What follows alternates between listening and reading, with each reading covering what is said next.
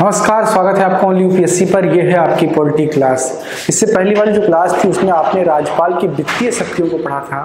हम इस क्लास में उससे आगे बात करेंगे और उनकी न्यायिक शक्तियों को देखेंगे कि राज्यपाल की न्यायिक शक्तियाँ क्या क्या होती हैं।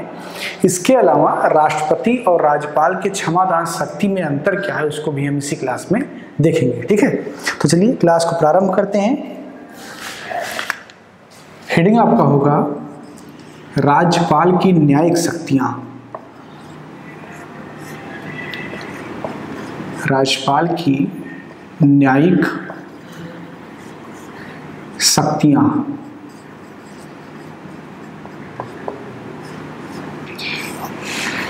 हमने 4 वर्गीकरण किया था: कार्यकारी शक्ति, विधायी शक्ति, वित्तीय शक्ति और न्यायिक शक्ति।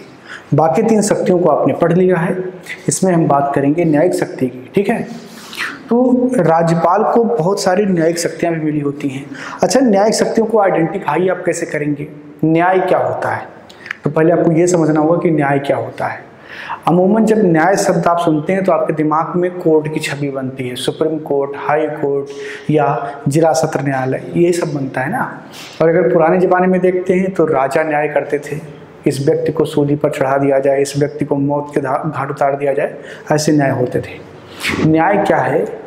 तो न्याय जो शब्द है वो अपने आप में बहुत सारगर्भित नहीं है, वो बहुत सीमित है। न्याय जुड़ा हुआ है कानून से। ठीक है, तो जो उपलब्ध कानून होते हैं, जब कोई व्यक्ति उस कानून को तोड़ता है, उसका उल्लंघन करता है, तब उसे जो दंड दिया जाता है वह न्याय है। यहाँ पर आपको ये समझना बहुत ज़रूरी है। जैसे बहुत सारे नियम बनाए जाते हैं संसद के द्वारा, राज्य विधानसभाओं के द्वारा, और कुछ नियम ऐसे भी बनाए जाते हैं जिन्हें बैक डेट से लागू कर दिया जाता है। ठीक है, कि आवश्यकता पड़ी कि जो ऐसा कानून होना चाहिए और उसे पता चला कि बैक डेट से लागू कर दिया।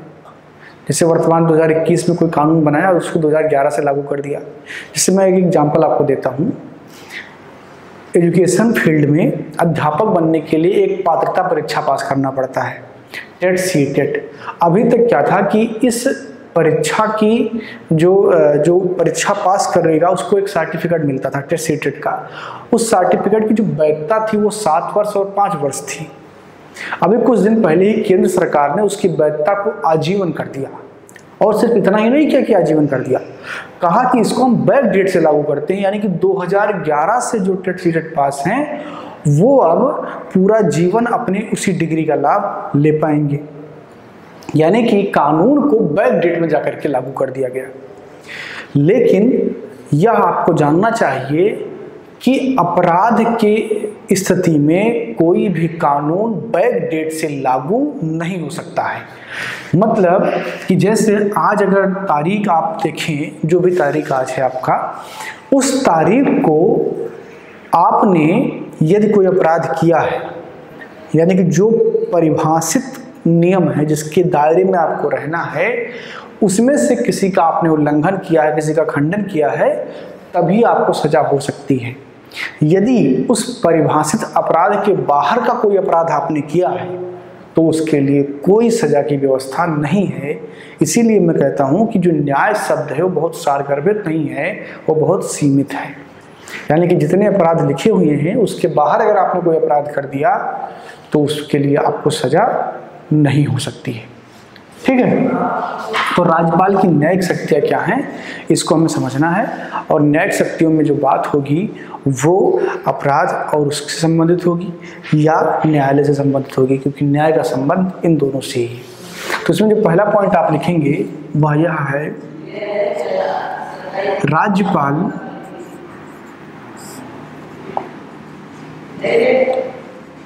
राज्य विधि के अंतर्गत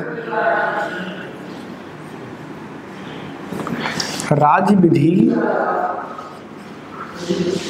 के अंतर्गत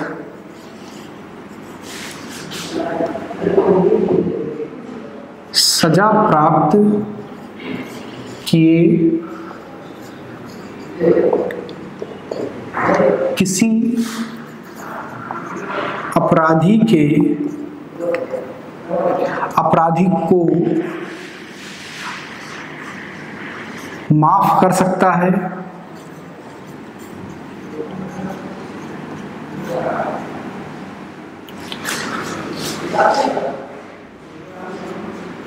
उसके सजा को कम कर सकता है,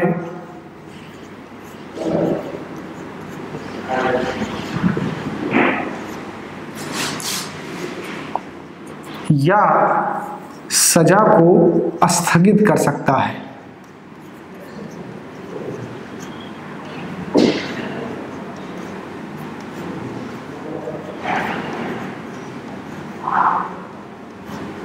ठीक है, यानी कि माफ कर सकता है, सजा को कम कर सकता है, सजा को स्थगित कर सकता है। लेकिन शर्त क्या है कि राज्य विधि के अंतर्गत ही वो होना चाहिए, यानी कि केंद्रीय विधियों को अगर किसी ने तोड़ा है तो उसमें राज्यपाल की शक्ति नहीं होती है।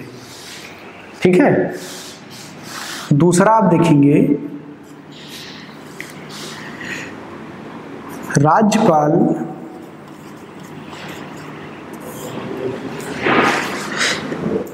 उच्च न्यायालय के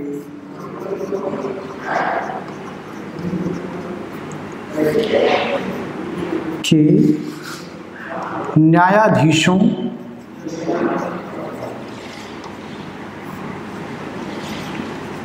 की नियुक्ति के क्रम में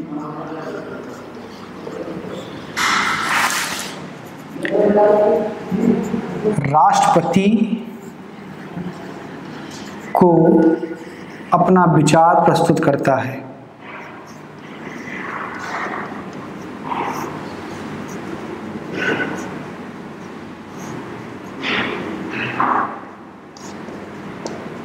ठीक है, अपना विचार प्रस्तुत करता है। इसका मतलब ये है कि जब उच्च न्यायालय में राष्ट्रपति के द्वारा न्यायाधीशों की नियुक्ति की जाती है, उस केस में यह एक प्रावधान है कि राष्ट्रपति संबंधित राज्य के राज्यपाल से और उसके सरकार से डिस्कशन करेगा। तो सरकार का मतलब क्या होता है? राज्यपाल के अधीन काम करने वाला एक संगठन, तो उससे सलाह मशवरा करता है, उसके बाद में ही नियुक्ति करता है। ठीक है, अगला पॉइंट आप लिखेंगे,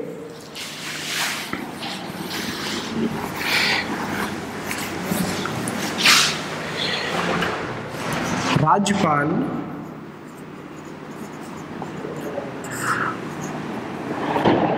उच्च न्यायालय के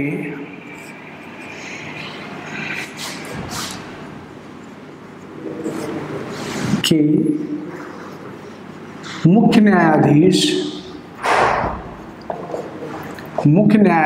के सलाह पर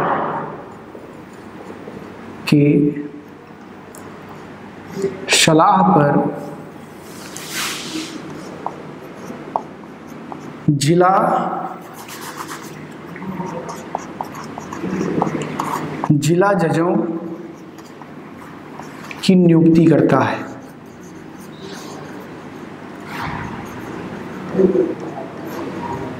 ठीक है, तो जो जिला में जज होते हैं उनकी नियुक्ति कौन करता है? राज्यपाल करता है। यहां पर आपको कंफ्यूज नहीं होना, उच्च न्यायालय के जो न्यायाधीश होते हैं उनकी नियुक्ति राज्यपाल नहीं करता है, उनकी नियुक्ति राष्ट्रपति के द्वारा होती है।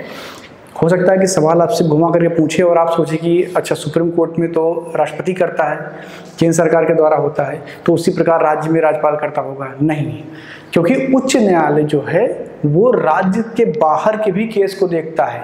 जैसे अगर दो राज्य के बीच का केस है तो भी हो सकता है कि उच्च न्यायालय उसको देखे, तो इसीलिए उसको जो पावर है वो दे दिया गया केंद्र सरकार को कि जो उच्च न्यायालय में जो न्यायाधीश नियुक्त किए जाएंगे उसमें जो पावर होगा वो राष्ट्रपति का होगा। ठीक है, बस सलाह मशवरा किया जाता है और वो भी एक सामान्य सी रिवायत है, वो फॉलो एज इट इज नहीं होता है। ठीक है, लेकिन एक रिवायत है कि ठीक है चलिए फोन करके पूछ लिया कि हम इनको बना रहे हैं, मानेंगे थोड़े।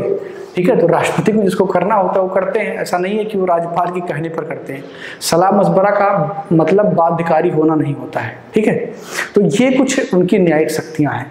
अब हम अंतर देखेंगे राज्यपाल और राष्ट्रपति के क्षमादान शक्ति की।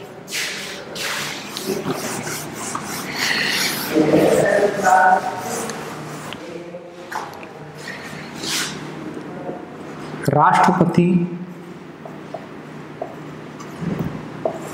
एवं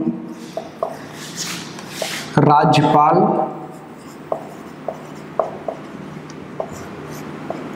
की क्षमादान शक्ति।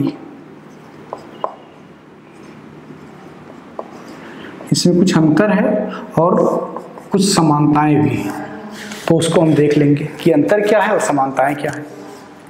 तो इसमें पहला पॉइंट आप लिखेंगे, इधर राष्ट्रपति लिख लेंगे आप और उस तरफ राज्यपाल।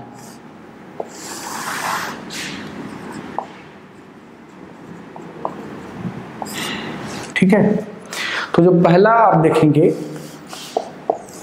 राष्ट्रपति केंद्रीय विधियों के अधीन ही किसी के जुर्म को माफ कर सकता है, कम कर सकता है या स्थगित कर सकता है। यानी कि जो विधियां केंद्र ने बनाई हैं, आप जानते हैं कि विधियां 3 प्रकार की हैं। हमारे भारतीय संसदीय व्यवस्था में 3 प्रकार की विधियां हैं। एक है केंद्र सूची, एक है राज्य सूची और एक है समवर्ती सूची। ठीक है, तो केंद्रीय सूची की जो विधियां हैं वो संसद बनाता है, भारत का संसद। उस पर कानून बनाने का अधिकार केवल और केवल भारत की संसद को है। जो विधियां राज्य सूची में हैं उस पर अलग अलग राज्यों को कानून बनाने का अधिकार है, और जो विधियां समवर्ती सूची में है, यानी कि जिन पर दोनों लोग बना सकते हैं, केंद्र भी बना सकता है, राज्य भी बना सकता है। जैसे आपका शिक्षा समवर्ती सूची का विषय है, तो समवर्ती सूची के विषय में क्या होता है, केंद्र भी विधि बना सकता है और राज्य भी बना सकता है। ठीक है, तो इन तीनों सूचियों को अलग अलग इसीलिए बनाया गया है। इसके अलावा जो अवशिष्ट शक्तियां होती हैं, यानी कि जो इन तीनों सूची में सूचीबद्ध नहीं है, बहुत बार ऐसा हुआ है कि कुछ नया चीज निकल करके सामने आ जाता है, कोई नया अपराध सामने खुल करके आ जाता है। ठीक है, और वो कहीं पर भी आपको नहीं मिलता है। ऐसे केस के लिए एक अवशिष्ट शक्ति का प्रावधान रखा गया है कि जो कहीं पर सूचीबद्ध नहीं है उस पर कानून बनाने का अधिकार किसका होगा, केंद्र सरकार का होगा। ठीक है, तो यहां पर आप देखेंगे कि राष्ट्रपति जो है वो केंद्रीय विधियों के अधीन जो जुर्म है उस पर केवल माफी दे सकता है, उसकी सजा को कम कर सकता है या स्थगित कर सकता है। वहीं राज्यपाल राज्य विधि पर। तो पहला अंतर क्या हो गया, राष्ट्रपति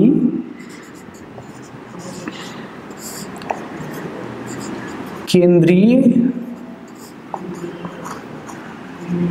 विधियों पर ही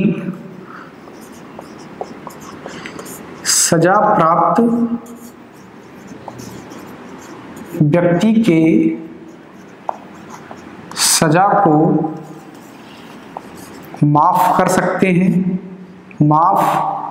स्थगित या कम कर सकते हैं।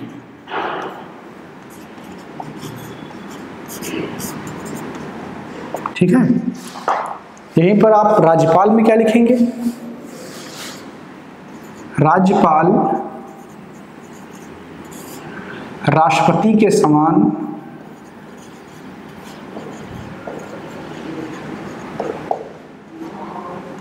राज्य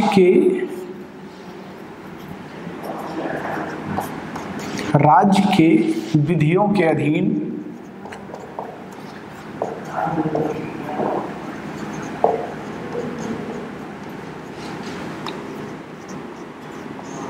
सजा पाए व्यक्ति को माफ, स्थगित या कम कर सकते हैं।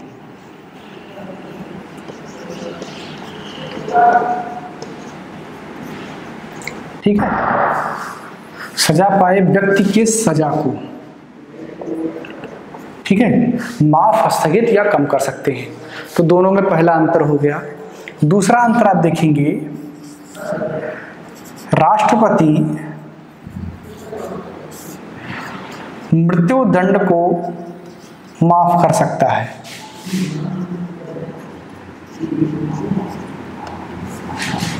मृत्यु दंड को माफ कर सकता है। वो चाहे केंद्रीय विधि के अधीन हो या राजकीय विधि के अधीन हो। ठीक है, राष्ट्रपति को ही केवल पावर है कि वो किसी के मृत्यु दंड को माफ कर सकता है। राज्यपाल के पास ऐसा कोई पावर नहीं होता है, भले ही क्यों ना वो राजकीय विधि के अधीन ही उसे मौत की सजा दी गई हो। तो यहाँ पर आप लिखेंगे राज्यपाल को ऐसी कोई शक्ति प्राप्त नहीं है।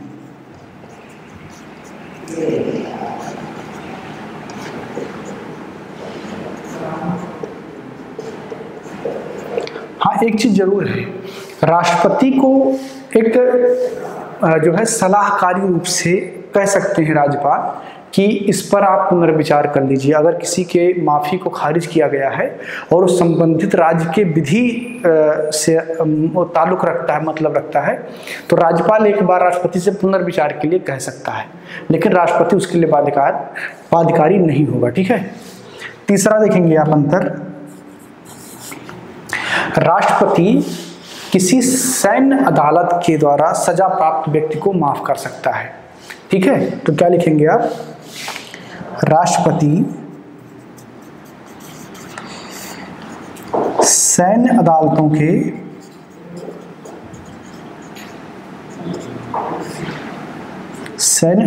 से सजा प्राप्त व्यक्ति को माफ कर सकते हैं।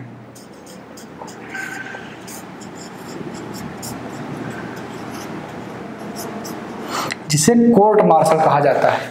सेना में क्या हो जाता है, कोर्ट मार्शल हो जाता है। अगर आप सैन्य कानूनों को नहीं मानते हैं, जो भीतर के कानून हैं, जो सैनिकों पर लागू होते हैं, सैन्य अधिकारियों पर लागू होते हैं, तो कोर्ट मार्शल किया जाता है। यानी कि सेना के अंदर ही एक कानूनी व्यवस्था है जो काम करती है।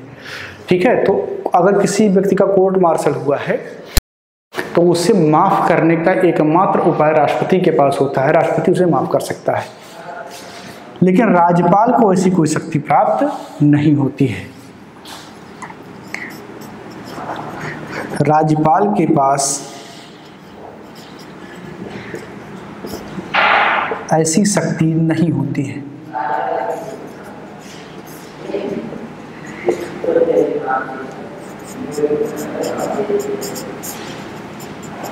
ठीक है, तो राज्यपाल के पास ऐसी शक्ति नहीं होती है।